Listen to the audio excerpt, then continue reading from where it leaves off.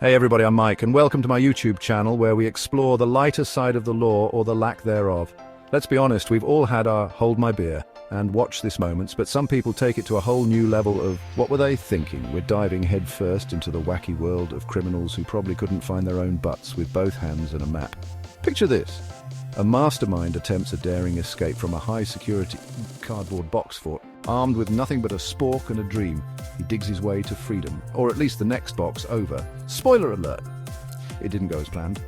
We're talking about the kind of folks who make robbing a bank with a note written on the back of their own deposit slip seem like a stroke of genius. So buckle up, grab your favorite snacks, preferably not stolen, and get ready to laugh at the most hilarious criminal misadventures ever caught on camera.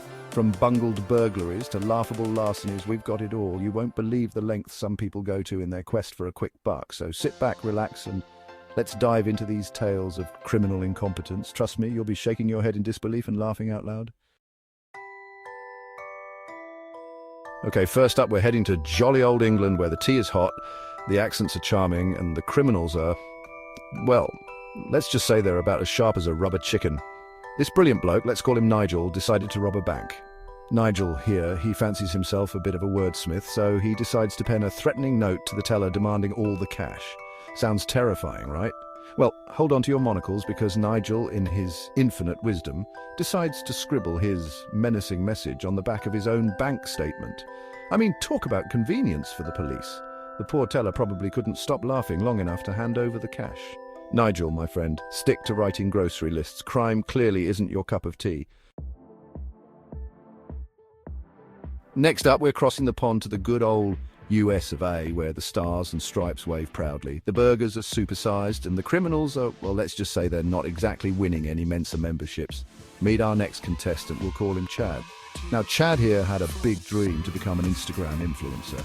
But instead of, working hard, creating engaging content, or maybe just taking some decent photos, Chad decided to take a shortcut, straight to the slammer. Chad, being the social media maven he aspired to be, just couldn't resist documenting his entire criminal escapade online. The police didn't even need to leave the station, they just clicked add friend and sent him a DM. Hey Chad, nice haul, mind if we swing by and borrow some of that for, evidence?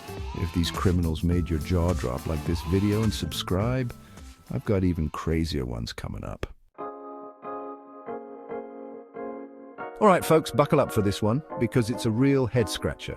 You won't believe the audacity and sheer absurdity of what you're about to hear. We're talking about a criminal mastermind who attempted to pull off the world's most inconspicuous drive-thru robbery. Yes, you heard that right. A drive-thru robbery. You heard me right. This genius, let's call him Buck, decided that the best way to rob a fast food joint was not to even step foot inside. Instead, he thought he could just roll up and demand the goods. So, picture this. It's a Tuesday afternoon, the lunch rush is dying down, and Buck rolls up to the drive-thru window in his, well, let's just say his getaway car was less fast and furious and more slow and embarrassing. It was a sight to behold. You see, Buck's ride was missing a tyre. Not just any tyre, but the entire tyre was gone.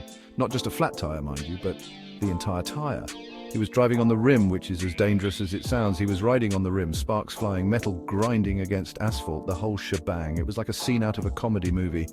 The drive-thru worker probably thought it was a prank. Can you imagine the look on their face? Buck, my friend, next time, maybe just order a pizza. It would save you a lot of trouble and embarrassment, and perhaps a lesson learned for all of us. Chapter 4. The Paint-Covered Robber. Hold on to your hats, folks, because this next story is a real doozy. We're talking about a criminal mastermind who thought he could outsmart a die pack. Red here waltzes into a bank, throws down a note demanding cash, probably written on the back of his parking ticket, and makes off with a bag full of money and a whole lot of trouble. As Red makes his daring escape, probably at a brisk walk, that pesky die pack decides to do its job, exploding in a shower of bright red ink. The cops didn't even need a description. They just followed the red brick road straight to their suspect. The invisible thief. Get ready to facepalm, folks, because this next story is a special kind of ridiculous. We're talking about a criminal mastermind who thought he could outsmart a security camera with a plastic bag. You heard me right. This genius, let's call him John Cena, because he thought he was invisible, decided that the best way to avoid detection was to wait for it, wear a transparent plastic bag over his head. So John Cena here struts into a store, feeling like a stealthy ninja, his plastic bag disguise rustling with every step. He probably thought he was blending in seamlessly with the mannequins, completely oblivious to the fact that he looked like a walking, talking garbage bag. The security footage must have been hilarious. Imagine the store employees watching this unfold in real time, trying to keep a straight face. John, my friend, next time maybe try a Harry Potter invisibility cloak, or perhaps invest in some actual stealth training, or better yet, just shop like a normal person. It's less embarrassing and definitely more legal. Chapter 6. The Escape Artist. Failed. Okay, folks, get ready for a tale of daring escape, or at least a valiant attempt at one. Our next contestant is a man who clearly watched the Shawshank Redemption a few too many times. Let's call him Andy, shall we? Andy here found himself on the wrong side of the law and decided that prison life just wasn't for him. You see, Andy decided to channel his inner tunneling expert and dig his way out of prison, but instead of, using a shovel, a jackhammer, or even just a sturdy toothbrush, Andy opted for a spoon. The guards probably found him buried, up to his ankles in dirt, still clutching that trusty spoon. All right, folks, this next story is about as smooth as sandpaper. We're talking about a burglar who clearly missed the memo on how crime is supposed to work. Let's call him Ace, because why not? Ace here was breaking into a house, feeling all sneaky and whatnot, when suddenly disaster struck. He tripped, stumbled, and accidentally dialed 911 on the homeowner's phone. Yep, he basically called the cops on himself. Now, any normal person would probably hang up immediately and hope for the best, but not Ace. Oh no, he decided to have a full-blown conversation with the 911 operator. Chapter 8. The Misspelled Threat. Get ready to laugh and maybe cry a little for humanity, because this next story is a spelling bee nightmare. We're talking about a robber who clearly skipped a few too many English classes. Let's call him Spellcheck. Spellcheck here decided to rob a store, which is already a bad decision, but he took it one step further by handing the cashier a note demanding money. A note riddled with more spelling errors than a cat walking across a keyboard.